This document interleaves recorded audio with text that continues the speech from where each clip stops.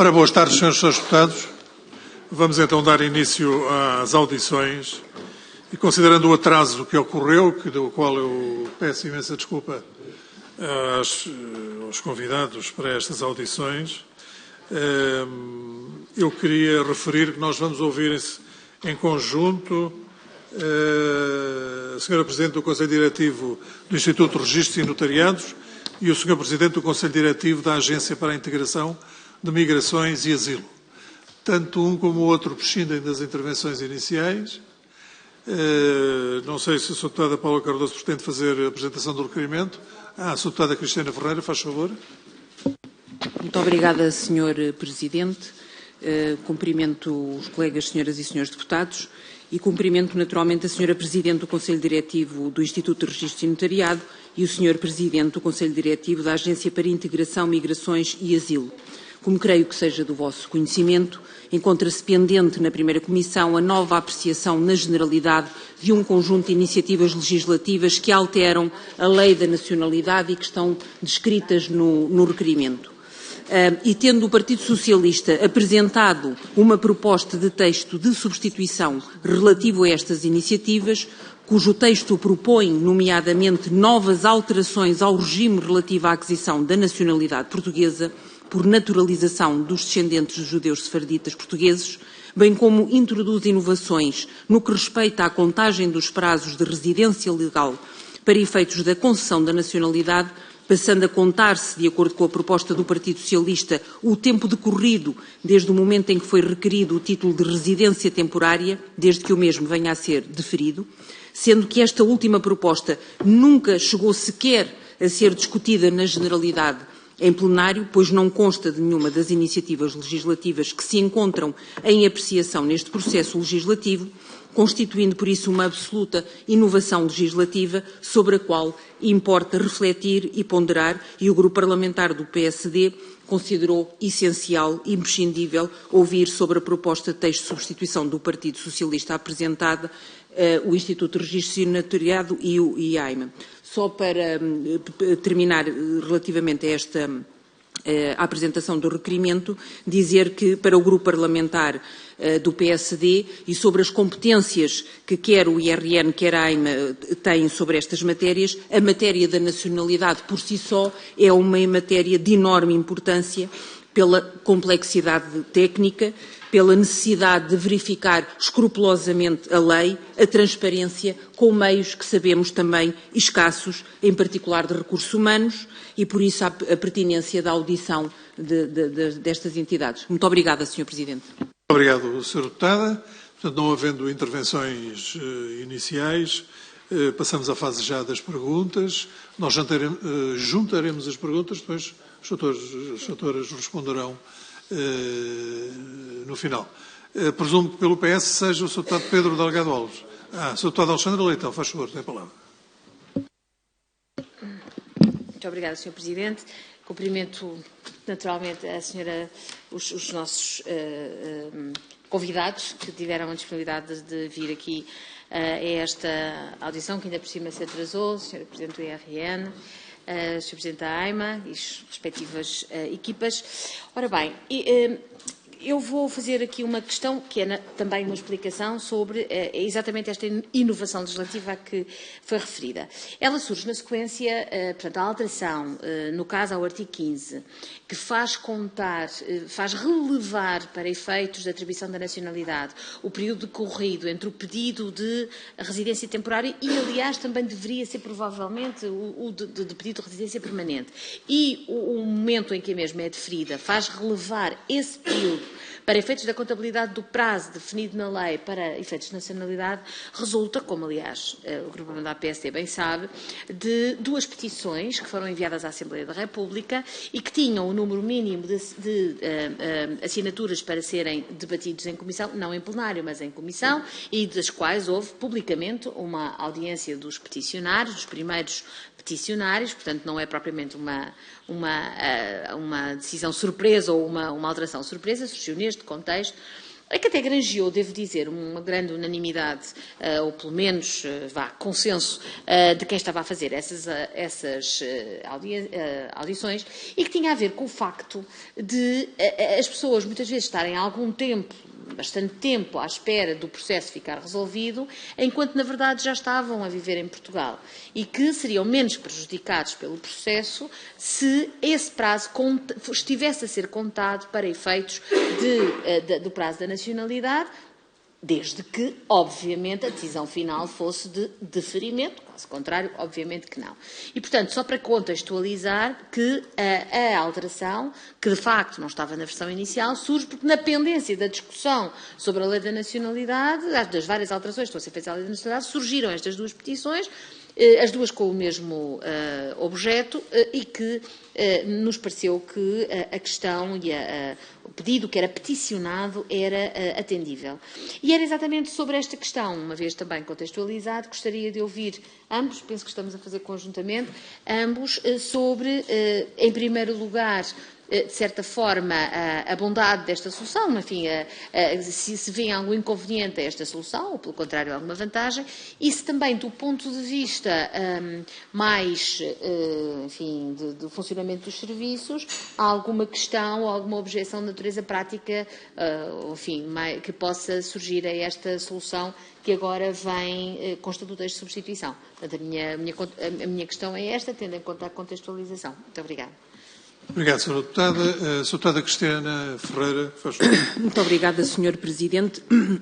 Ora bem, o PSD tem 4 questões, digamos assim, que eu começo por endereçar, em particular à Sra. Presidente do Instituto de Registro e Notariado, sem prejuízo, naturalmente, de algumas das quais também possam fazer aqui alguma referência também à agência, e que se prendem com 4 temáticas, digamos assim, que estas propostas revestem. A primeira tem a ver com, nós queríamos perceber qual é a posição do Instituto de Registro e Notariado relativamente ao alargamento do âmbito do requisito da não existência de perigo ou ameaça para a segurança ou defesa nacional pelo envolvimento em atividades relacionadas com a prática do terrorismo, nos termos da respectiva lei.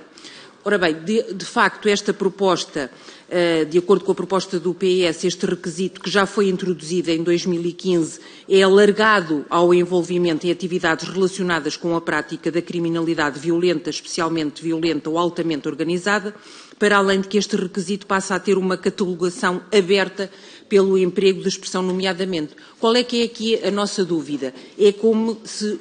Qual é o grau de concretização deste tipo de medidas que, pese embora sejam de natureza substancial, do ponto de vista formal, se reconhecem que possa existir depois aqui alguma dúvida na sua concretização e qual o grau de concretização? Como é que tudo isto se concretiza? É através de uma certidão negativa?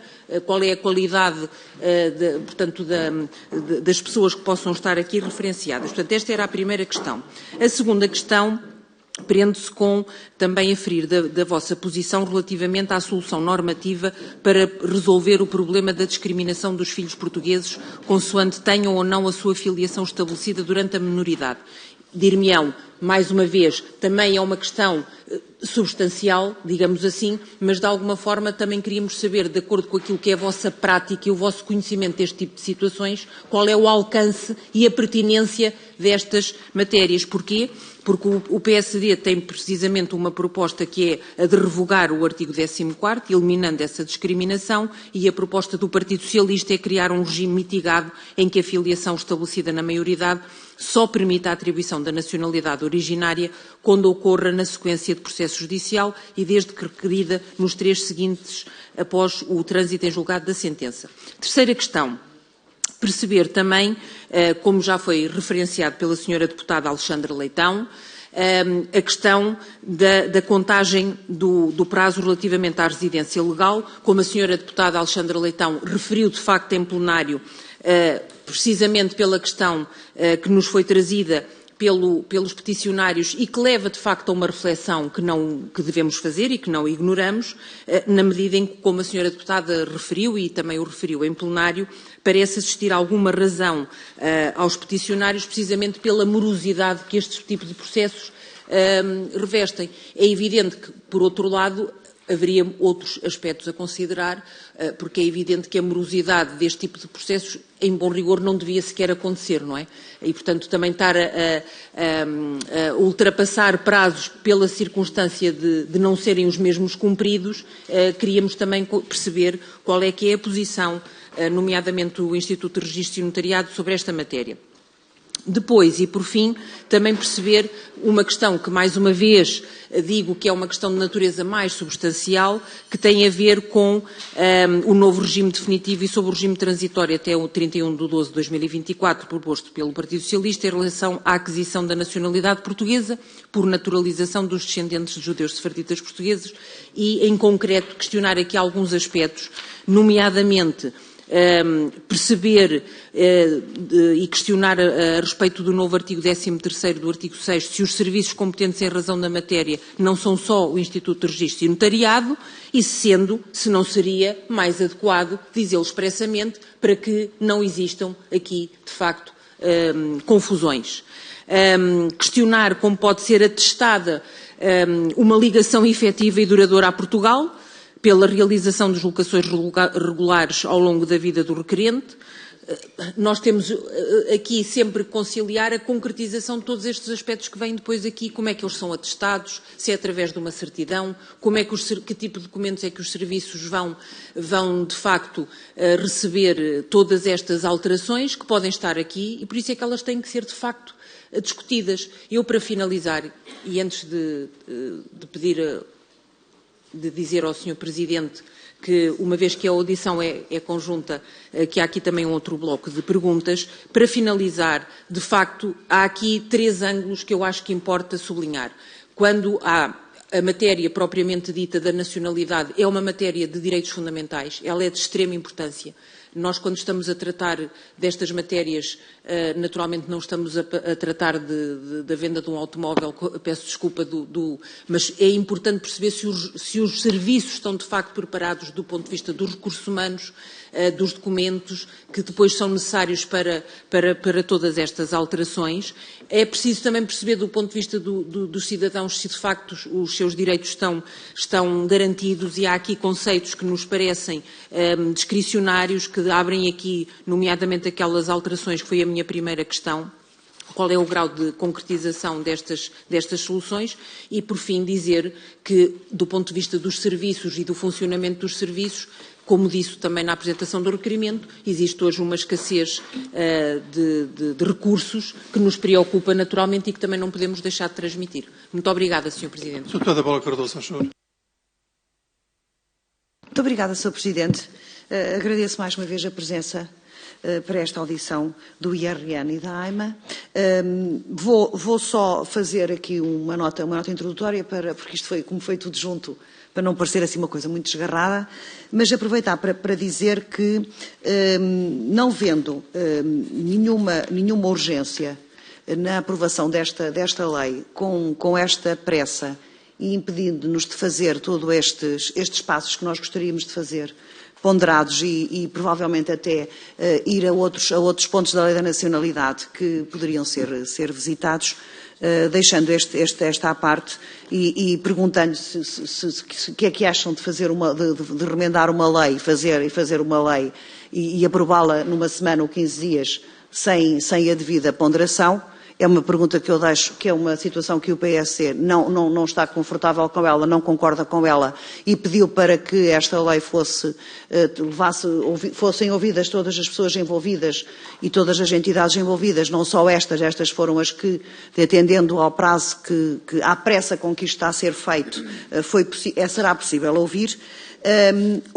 Outra questão que eu aqui também gostaria de colocar era só para que se entenda, uma vez que a AIMA é um organismo recente, portanto não sei de certa forma se sente ainda algumas dificuldades nestas novas tarefas e nestes novos conceitos com os quais tem que lidar. Se sente que a máquina está devidamente oleada para dar resposta rápida e eficaz a todas estas questões que, entretanto, lhe irão ser colocadas.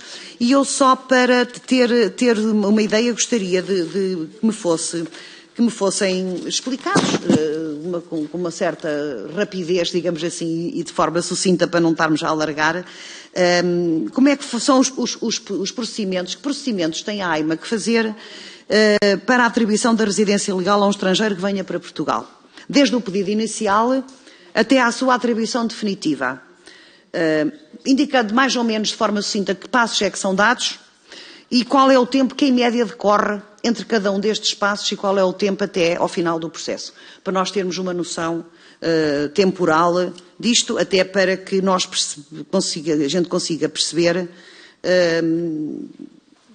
porque é que uns são rápidos e outros são demorados.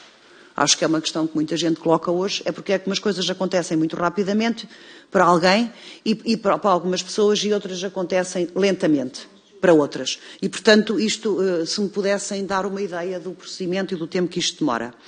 Também de que forma é que acham que a introdução de alguns conceitos e de algumas competências não vem requerer alguma articulação entre a AIMA e o IRN? E como é que é feita essa articulação? Se está feita, se não está feita?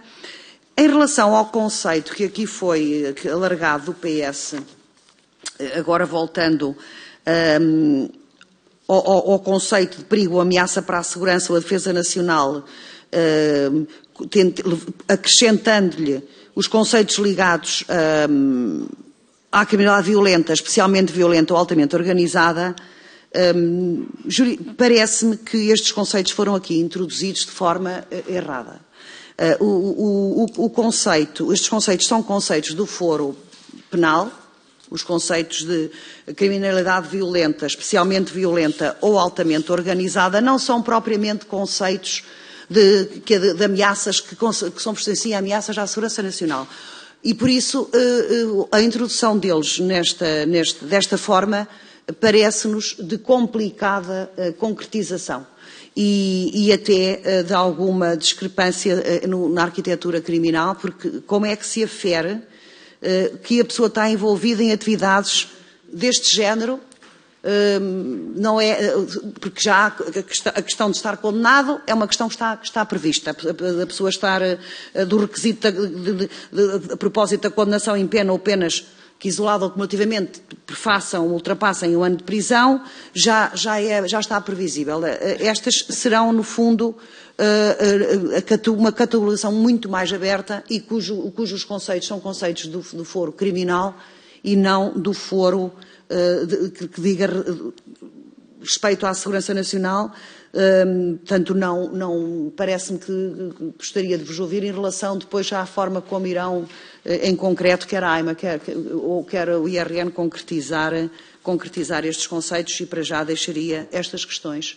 E agora, muito obrigada. Muito obrigado às senhoras deputadas. Sr. Deputado Bruno Nunes, por favor. Muito obrigado, Sr. Presidente. Cumprimentar o Sr. Presidente do IRN, ao Sr. Presidente do IRN e ao Sr. Presidente da AIMA. Nós não conseguimos perceber a urgência e o dramatismo que é criado em volta da tentativa de aprovar esta alteração. Ou se calhar até conseguimos. A primeira pergunta que eu gostava de fazer é daqueles quase 700 mil processos que se diz, primeiro confirmar se são verdades, os 700 mil processos que transitaram para a AIMA, e desses quase 700 mil processos que transitaram para a AIMA, tendo de boa fé que são verdade, quantos é que com esta aceleração de processo passam a estar legalizados? Quantos é que passam e quanto é que de uma vez por todas, quanto é que passam a ter a nacionalidade?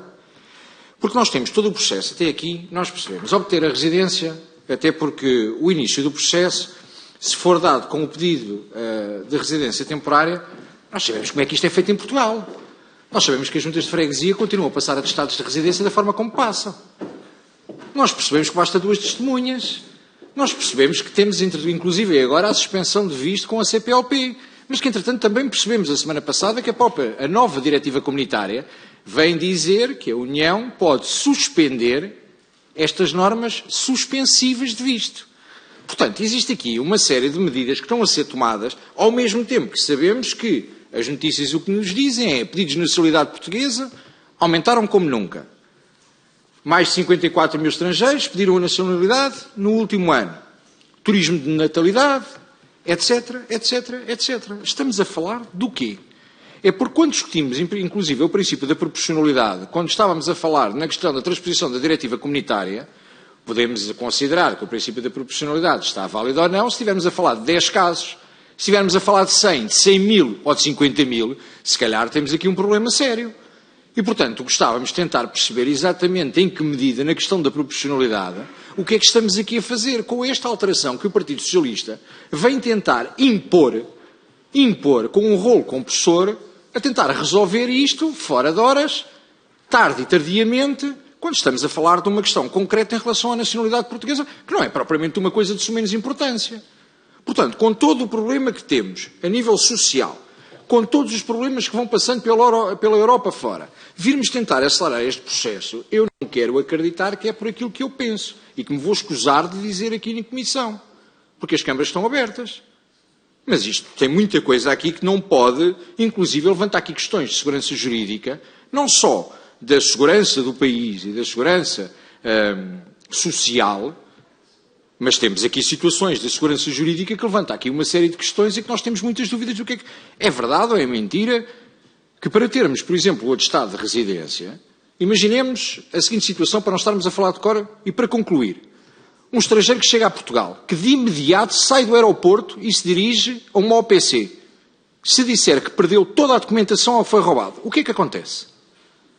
O que é que acontece?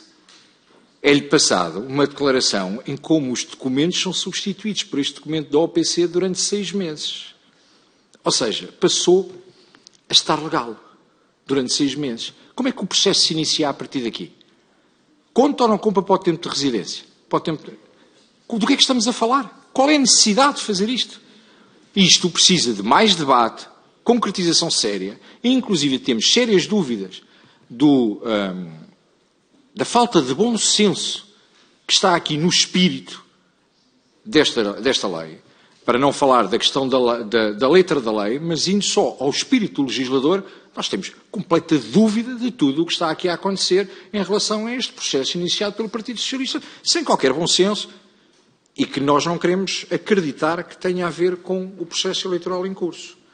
Portanto, meus senhores, aquilo que eu gostava de saber, perguntas concretas, a ser verdade que existem cerca de 700 mil processos que transitaram para a AIMA, com esta aceleração que aqui está, quantos é que passariam a estar com o processo bastante adiantado? Segundo, sentem-se ou não preocupados com a transposição da diretiva comunitária, que na passada segunda-feira foi comunicado às instâncias europeias, que inclusive o relator, depois de apresentar o seu parecer em comissão, foi chumbado, porque tinha uma tentativa de alteração e de levar um projeto de resolução a plenário e que não passou na comissão, foi chumbado e, portanto, existe uma transposição direta daquilo que foi apresentado, e a transposição direta é claramente existe um efeito suspensivo sobre as normas que sejam tomadas pelos Estados para suspensão provisória de vista, ou seja, coloca em causa todo o acordo da CPLP. Entendermos exatamente e depois, por final de questão, gostava de saber esta questão de como é que se iniciou o processo, se alguém pegar na documentação dada para uma OPC que substitui os documentos legais, porque substitui os documentos legais, depois de denunciar que perdeu, ou que foi furtado, ou o que quer que seja, tem direito a receber este documento e fica durante 6 meses. Estes 6 meses contabiliza, não contabiliza. O IRN atualmente, com todas as funções que está a assumir, tem pessoal suficiente para acomodar estas funções que está a acomodar vindas do CEF e da forma como está a ser feito? São estas as perguntas do Chega. Obrigado, Sr. Deputado. O Sr. Deputado Inês Sousa Real, por favor. Muito obrigada, Sr. Presidente, Senhoras e Senhores Deputados. Cumprimento também os senhores representantes. O PAN tem uma posição muito clara a este respeito, nomeadamente naquilo que diz, em particular, ao que respeita à eliminação do artigo 1014, precisamente pela discriminação que entendemos que não deve persistir no nosso país. Subscrevemos algumas das perguntas que aqui foram feitas na medida em que existem questões burocráticas atenientes depois ao procedimento que possa decorrer desta alteração legislativa, mas entendemos que a mesma, assim como a falta falta de recursos humanos, que já aqui também foi assinalada, não deve significar que tal alteração legislativa não deva ocorrer. Muito pelo contrário, uma lei que neste momento é injusta não deve de alguma forma esbarrar naquilo que possa ser um problema burocrático que facilmente, através até mesmo daquilo que possam ser os contributos das senhoras e dos senhores representantes aqui hoje presentes, possam deixar para que efetivamente o processo depois decorra com a maior integração possível e a percepção também sobre o número e o universo das pessoas abrangidas por esta alteração legislativa. E nesse sentido, e para também não estar aqui a repetir as perguntas que já foram formuladas, seria de facto importante perceber o impacto que isto vai ter em termos procedimentais e também o universo, sendo que a nossa posição em relação a esta matéria também já foi muito clara e já foi amplamente expressa, pelo que deixava apenas estas duas questões. Muito obrigada. Obrigado, Sr. Deputado. Sr. Deputado Pedro Delgado Alves, por favor. Muito obrigado, Sr. Presidente. Peço desculpa, como não me tinha percebido que seriam em conjunto, tinha só uma questão que queria ainda colocar. Concretamente, relativamente duas notas, aliás. Uma primeira, já agora, já que foi sublinhado várias vezes, o grau de urgência destas iniciativas, estamos a falar de projetos de lei que foram apresentados em junho de 2022 e, portanto, têm tido discussão na Comissão e recolha de pareceres há mais de 1 ano e meio. Portanto, é para que não pareça que isto é um processo criado nos 15 dias que finaliza uma sessão legislativa, ele tem 1 ano e meio nos mais antigos e cerca de 9 meses no que é mais recente e que está neste lote. Queria só deixar esta primeira nota. Depois, e agora as questões. Os conceitos que são introduzidos e sobre os quais já foi colocada uma pergunta, eu não queria tanto perguntar pela novidade destes conceitos, porque eles já constam do Regulamento da Nacionalidade.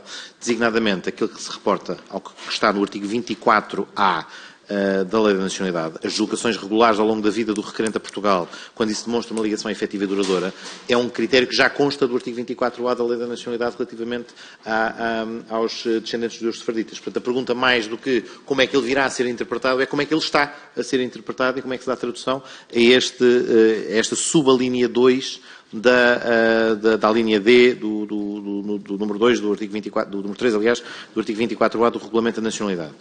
O que encontramos na proposta de texto de substituição que apresentámos é apenas a legalização na Lei da Nacionalidade deste critério que já consta do Regulamento da Nacionalidade, para que dúvidas de constitucionalidade, que por vezes são suscitadas quanto ao Regulamento da Nacionalidade ter criado autonomamente um conceito, fiquem esclarecidas. E há aqui, de facto, 2 elementos que podem ser vistos como novos. Um é a residência, mas esse é de fácil, 1 ano de residência, mas esse é de fácil demonstração, mas os outros são os que constam do regulamento e, portanto, a pergunta aí é como é que estão a interpretar, quer este, já agora também, e o da titularidade mortis causa de direitos reais sobre imóveis, que é o outro que está junto no artigo 24A.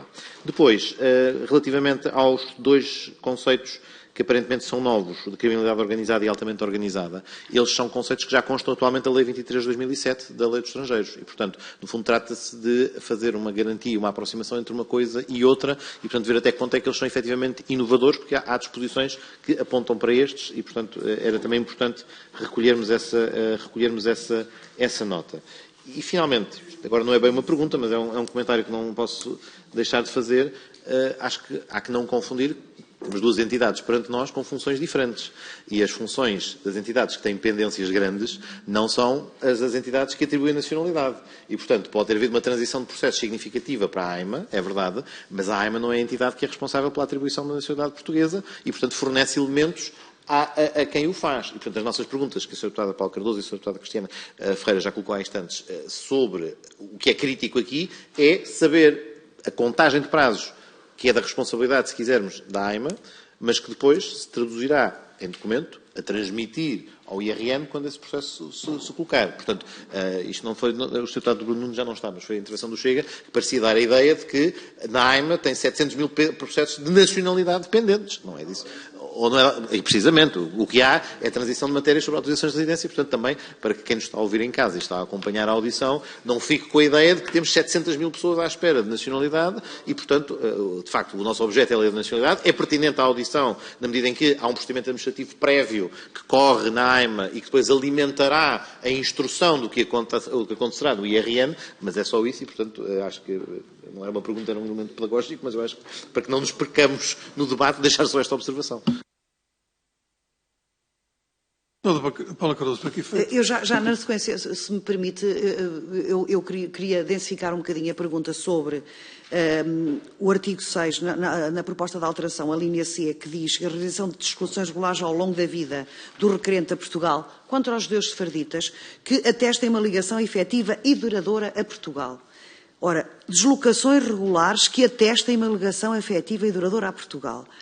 Isto foi-nos dito por várias entidades que fomos ouvindo no grupo parlamentar que este conceito é de prova impossível. A deslocação que atestem, porque os únicos vistos que existem neste momento é o visto de turismo e o visto para estudante. Portanto, ou há a criação de um visto diferente, um outro tipo de visto, que é o que as pessoas se queixam, que não aceitam, que nem o visto de turismo, porque a pessoa vem de férias e não atesta uma ligação efetiva e duradoura, nem o vínculo, nem o visto de estudante, que são os dois vistos que Portugal consagra, são vistos que possam criar possam atestar esta ligação efetiva e duradoura ao país. Portanto, poderá eventualmente ser necessário criar um outro tipo de visto. E, portanto, também perguntaria às duas entidades que estão como é que atestam, com que documento as pessoas que querem fazer a prova ou cumprir esta linha C do artigo 6º, este requisito, com que prova é que lhes pedem para eles atestarem uma ligação efetiva e duradoura a Portugal. Muito obrigado. Muito obrigado. Muito obrigado, Srs. Deputados. Terminada a fase das perguntas, passamos, obviamente, à das respostas. Eu começo por dar a palavra à Sra. Presidente do Conselho Diretivo do Instituto dos Registros e Notariado, a Sra. Filomena Rosa. Faz favor. Muito obrigada. Muito boa tarde, Sr. Presidente, Srs. Deputados. Eu vou tentar não me esquecer de nenhuma das perguntas que nos são colocadas e indo direta. Vou evitar a da contagem dos prazos, porque essa diz respeito exclusivamente à AIMA, portanto, passarei depois a palavra. Quanto à posição sobre o alargamento à criminalidade organizada, já hoje esse aspecto da criminalidade esses requisitos são analisados por consultas que são efetuadas à Polícia Judiciária e que contacta também com o SIS. Portanto, já hoje nós temos que fazer no âmbito dos processos consultas, que são respondidas, e são essas entidades que têm competências nessa matéria que o IRN não tem, que dizem se essa perigosidade existe ou não, utilizando os critérios que elas melhor que eu saberão. Portanto, quanto a esse alargamento, não o vemos como especialmente complicado, porque, de facto, ele já não é propriamente da nossa competência avaliá-lo e faremos as consultas que tivermos que fazer às entidades que podem efetivamente pronunciar-se sobre esta matéria. Relativamente ao artigo 14, não querendo pronunciar-me propriamente sobre o mérito, que acho que não compete à administração pública pronunciar-se, eu alertaria para que nós vivemos um período em que a nacionalidade portuguesa é muito procurada. A revogação pura e simples deste artigo, para nós, e com a experiência que temos, fará, com certeza, potenciar eventuais negócios de estabelecimento tardio da filiação. Já hoje nós sabemos, vemos notícias todos, e nós sabemos de saber de experiência feito, que há quem recorra e quem tente por todas as vias estabelecer esta conexão a Portugal para obter a nacionalidade portuguesa. Por isso, vemos, e porque também consideramos que não há propriamente uma discriminação, eu confesso que não vejo onde está a discriminação, porque todas as pessoas pode estabelecer-se a filiação durante os 18 anos, sinceramente, é uma garantia que normalmente temos da nacionalidade efetiva, mas enfim, eu diria que a proposta que foi feita de temperar o que hoje existe, que é não poder estabelecer-se de todo, com a possibilidade de se estabelecer por decisão judicial, introduz aqui alguma justiça, porque, na verdade, pode haver situações em que não tenha sido, em que haja um processo que se prolongue em tribunal e que não tenha sido proferida a decisão que estabelece a filiação atempadamente, mas por um tribunal. De outra forma, e nós bem sabemos que o tempo que perdemos a suscitar a confirmação da validade de documentos, porque não é com documentos portugueses que nós vamos lidar. É com documentos e com filiações estabelecidas em países estrangeiros, que têm os seus regimes muito próprios e que têm diferentes graus de segurança documental. Portanto, não tendo que nos pronunciar sobre o mérito, mas a revogação deste artigo terá com certeza um impacto profundo no aumento ainda maior dos pedidos de nacionalidade. Parece-nos que, para evitar a comercialização da nacionalidade portuguesa e para mantermos também a eficiência dos serviços, queiramos ou não, e peço-vos desculpa por isto, mas tem sido muito difícil gerir a pendência de processos.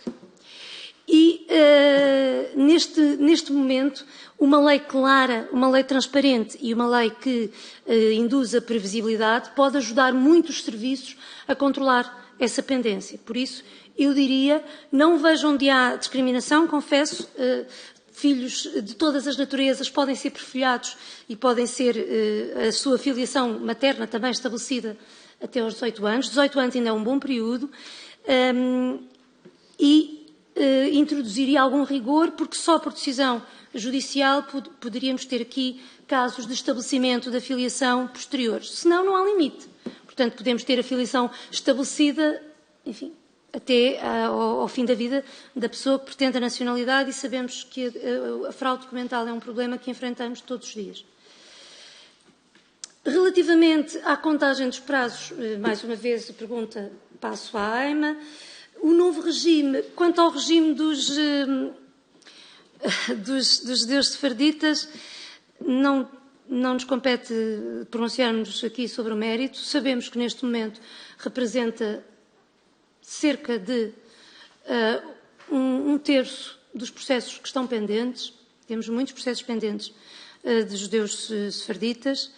Temos aqui algumas preocupações de coerência, que é, nós temos hoje um regime, está a ser proposto um regime transitório e depois há um regime definitivo à frente. A aplicação da lei no tempo destes regimes tem que ser cuidada, porque senão nós só vamos chegar a aplicar este regime aos processos que entrarem depois da entrada em vigor da lei. E vamos ter aqui um hiato em que os problemas de constitucionalidade já se começaram a pôr nos tribunais. Portanto, alertava para a necessidade de ter em conta os processos já entrados, porque existem efetivamente questões que começam a suscitar-se a nível dos tribunais por causa da constitucionalidade da lei. Convenhamos que nessa matéria as maiores dificuldades para nós residem na concretização das deslocações regulares e da atividade com ligação a Portugal. Sinceramente, tenho muita dificuldade em ver esta linha da atividade profissional ou de investigação científica com ligação a Portugal. Não estou a ver que entidades é que vão comprovar isto. Serão empresas privadas? Serão universidades? Não fomos ainda... Esta é a linha nova. Quanto às deslocações regulares, e apesar de ter sido aqui expressamente questionado, nós ainda não chegámos a esses processos.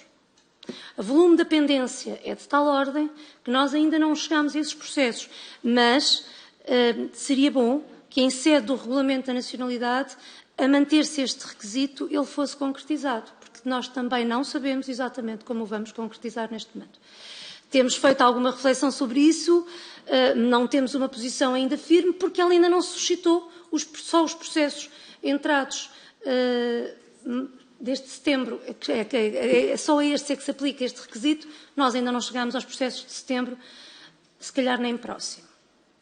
Portanto, por aí eu vejo alguma dificuldade na aplicação destas alíneas, das outras nem tanto. A manutenção do regime é uma opção política sobre a qual não me pronuncio. Alerto para que a pendência, neste momento, é em grande medida destes pedidos.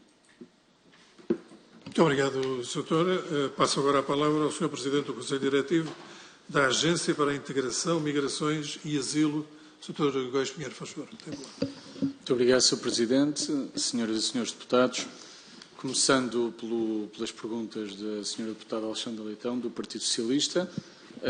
Quanto à bondade da solução, eu aí faço minhas as palavras da Sra. Presidente do IRN, não nos cabe a nós comentar a bondade da solução, embora não nos fique mal também dizer que compreendemos uma solução tendo em conta a circunstância concreta e conhecendo nós bem na AIMA aquilo que têm sido os anseios e as reclamações das associações que representam as comunidades migrantes e que de alguma forma têm sofrido na pele as dificuldades que muitas vezes sentem no acesso à documentação junto das autoridades nacionais e que, neste caso concreto, compreende-se que a bondade da solução resulta da vontade de não punir os utentes por um facto que decorre exclusivamente de um funcionamento menos eficiente da administração pública, ou pelo menos menos eficaz. E, portanto, desse ponto de vista é compreensível e embora não caiba à agência comentar a bondade política das decisões, não consegue deixar de a compreender. Por outro lado, quanto a objeções de natureza prática, elas não existem, parece-me um regime execuível do ponto de vista prático, ou seja, não é mais complicado do que o que existe atualmente e, portanto, desse ponto de vista também não é especialmente simplificador, mas também não vem complicar, portanto, não tem qualquer interferência e, portanto, não há nenhuma objeção de natureza prática.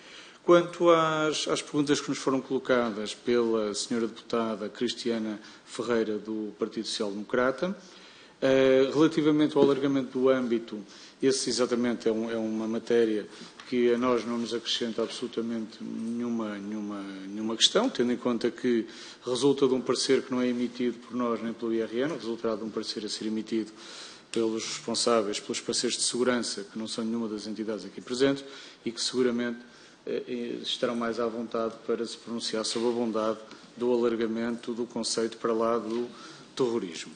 Quanto à contagem do prazo, ou seja, na verdade a pergunta foi saber se a morosidade devia ou não ser razão suficiente para a alteração legislativa. Penso que é essa a questão. A resposta, no fundo, é um bocadinho semelhante, é algo que é de natureza política, ponderar nos pratos da balança se criar um regime que também em si não é perfeito, porque há uma contagem do prazo relativamente a um pedido e não uma decisão, mas de alguém que, na verdade, já fez o pedido, se justifica tendo em conta que é um prazo que é absolutamente externo ou tendencialmente externo ao requerente, porque pode haver até aqui e ali algum atraso provocado pelo requerente, por algum atraso no fornecimento de documentação, pela necessidade, mas que são processos e situações normais num procedimento administrativo, que seguramente este não é diferente. E posso garantir que a maior parte das pessoas queriam era resolver estes problemas ontem, não é amanhã. Portanto, seguramente que não haverá aqui nenhum contributo positivo para o adiamento da decisão. E essa penso que será a razão.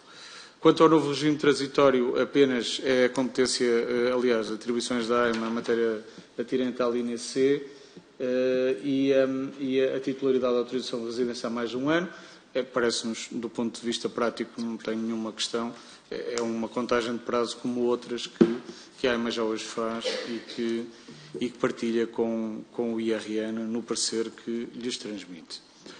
Quanto às perguntas colocadas pela senhora deputada Paula Cardoso, do PSD, em primeiro lugar, bem, não nos cabe comentar se fazer a lei numa semana é adequado ou não adequado. Penso que todos os atos normativos devem ter a ponderação e a qualidade necessária. A Assembleia da República já nos ofereceu diplomas muito bem feitos em pouco tempo e outros nem por isso em muito tempo, portanto, aguardaremos o resultado deste. Quanto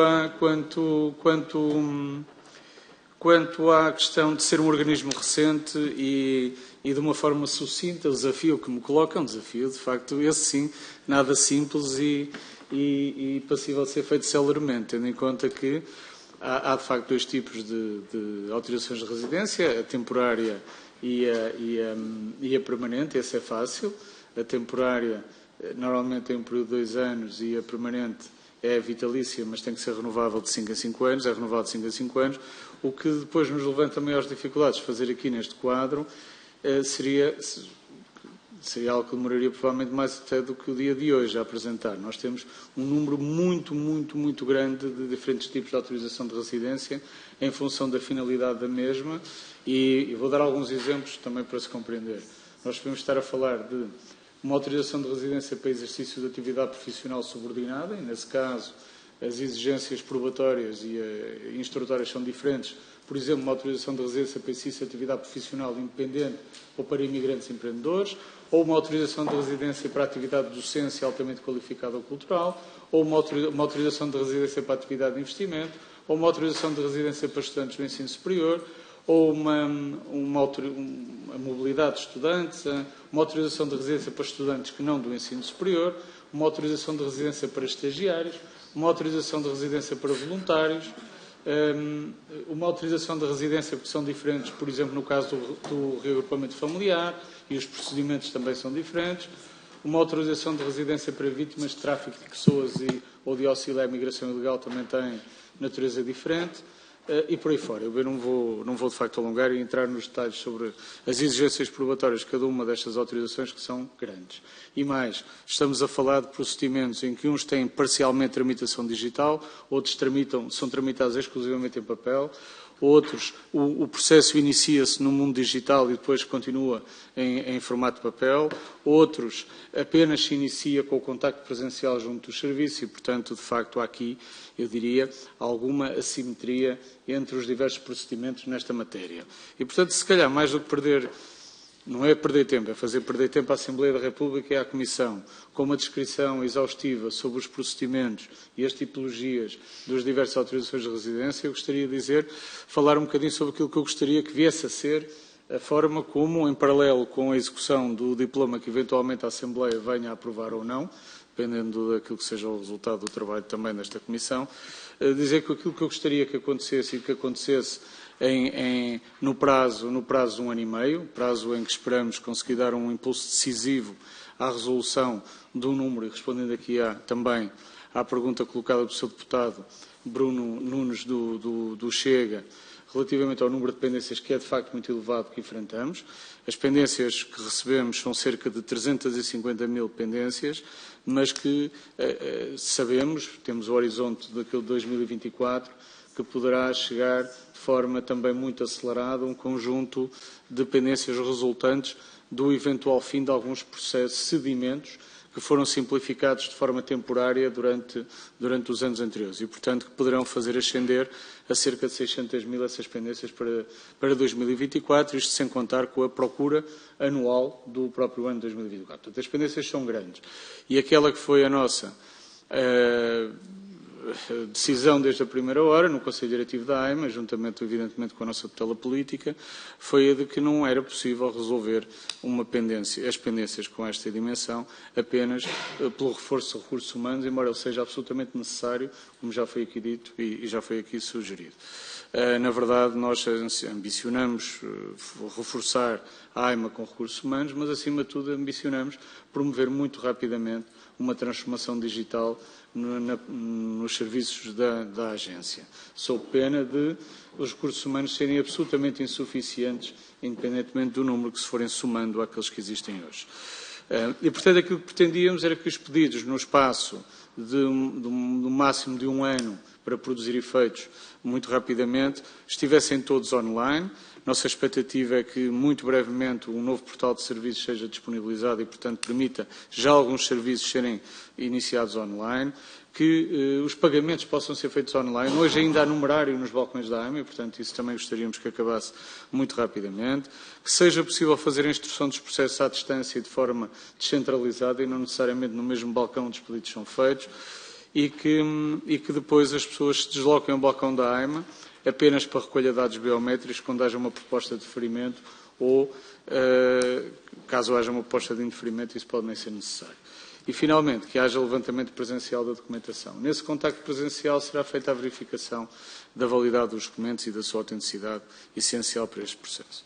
Agora, isto que nós queremos fazer será algo que seguramente não estará a produzir efeitos amanhã. E, portanto, provavelmente a nossa expectativa é que produza efeitos no espaço de 1 ano e meio. E, por isso, se isto serve de alguma ajuda às decisões que a Comissão e que o Parlamento em plenário tenha de tomar, significa que durante esse ano e meio, seguramente, que haverá pessoas que vão esperar bastante tempo pelo resultado do seu pedido de autorização de residência. Finalmente, relativamente... Não, o deputado Dr. Pedro Delgado Alves não fez nenhuma pergunta fez apenas alguns esclarecimentos que nos pareceram bastante elucidativos. Muito obrigado, Sr. Pergunto se há pedidos de esclarecimento. Sr. Deputado Pedro Delgado Alves, por favor. Sr. Presidente, muito obrigado. Muito telegraficamente, 2. Uma primeira questão relativamente à questão da proposta que tínhamos da linha D de introdução da ideia do desenvolvimento de atividade profissional e de investigação científica com ligação a Portugal nos 3 anos anteriores. Eu parece-me que agora, curiosamente, da resposta do Sr. Presidente da AIMA, parece em parte estar respondido e, eventualmente, evidenciar a desnecessidade desta linha. Porque se as pessoas estão em território nacional por esta via, pode comprovar através do visto de investigação científica, etc, etc. Portanto, se calhar a linha é toda até redundante e pode até ser o meio para... Claro, pode fazer essa prova e, portanto, supera-se e, portanto, é menos um elemento inovador, se quisermos, em relação ao regulamento, e essa era uma nota complementar. A outra, já é uma pergunta agora para a AIMA de novo. Nós apercebemos, ou sublinharam-nos, entretanto, a questão de saber se a mera referência ao título de residência temporário seria suficiente ou se não faria também sentido, na norma que viermos a construir, de ponderar o tempo entre o requerimento inicial do pedido de residência permanente. A pergunta é se isto faz sentido, ou seja, porque à partida passa-se, a fazer a pergunta de forma mais clara, passa-se sempre necessariamente por um título de residência temporária ou há circunstâncias em que há logo emissão do título de residência permanente? Porque se não existindo, torna-se redundante a referência ao título de residência permanente e, portanto, poderia a norma ficar como está. Essa era a questão. Ou seja, se seria necessário aditar neste número 4 uma referência ao título permanente. Ou se, de facto, o que interessa é o título de residência temporária, porque, no fundo, o propósito da norma é o primeiro momento de contacto para regularização que o particular tem com a administração pública é aquele que conta para efeitos do arranque da contagem. E, portanto, se ele só ocorre com título provisório, a questão fica resolvida por essa via. Obrigado, Sr. Deputado. Obrigado. Não sei se há outros pedidos. Não havendo, Sra. Filomena Rosa, faz favor. Eu estava aqui a ver as minhas notas e verifiquei apenas que deixei de fora um assunto, porque penso que foi a senhora deputada do PST, Cristiana, que falou sobre a capacidade dos serviços e sobre que isto não era bem vender um carro. Ora bem, desde pelo menos 79 do Decreto-Lei 519 F2, de 79, que a Conservatória dos Registros Centrais existe como serviço altamente especializado em nacionalidade. Portanto, quanto à capacidade dos serviços, em conhecimento, eu não me sobram quaisquer dúvidas de que estamos em boas mãos. Em matéria de recursos humanos, temos também feito um esforço, foi-nos autorizado o primeiro recrutamento em 23 anos e, portanto, em 23 anos, pela primeira vez, vamos recrutar 400 oficiais de registro e 70 conservadores. Portanto, também aí, enfim, os sinais são positivos.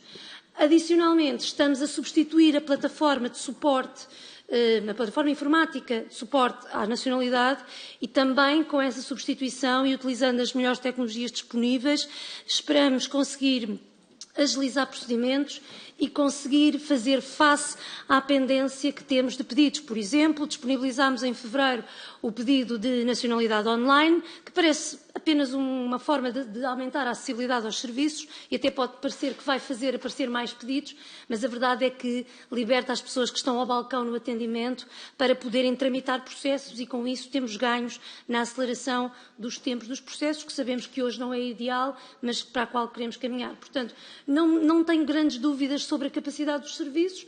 Claro está que todos os elementos de subjetividade exigirão da parte do Instituto alguma harmonização para evitar que tenhamos diferentes serviços de registro, porque se em 79 era apenas a Conservatória dos Registros Centrais, hoje temos pelo menos 36 balcões de nacionalidade que recebem e tramitam processos, para além de termos criado um grande polo no Porto. Portanto, tentou-se aumentar a capacidade, porque os pedidos também foram aumentando. Ainda assim, ainda não fomos capazes de fazer face à pendência, mas que não fique aqui sombra de dúvida sobre a capacidade dos serviços para a análise desta ou de quaisquer outra alteração que queiram fazer à lei. Obrigado. Sr. Coelho-Pinheiro, por favor. Muito obrigado, Sr. Presidente, senhoras e senhores deputados. Relativamente à pergunta que me foi colocada sobre se a referência é exclusiva à autorização de residência temporária, se é suficiente ou não, eu penso para calcular as necessidades pretendidas com o diploma, sim, uma vez que a autorização de residência definitiva é um processo que não, é praticamente automático e normalmente é pedido antes de terminar o anterior, portanto não me parece que seja especialmente necessário. Muito obrigado, Sra. Filomena Rosa, Sr. Coelho-Pinheiro, muito obrigado pela presença, pela colaboração e estão terminadas estas duas audições feitas em simultâneo e temos ainda uma terceira.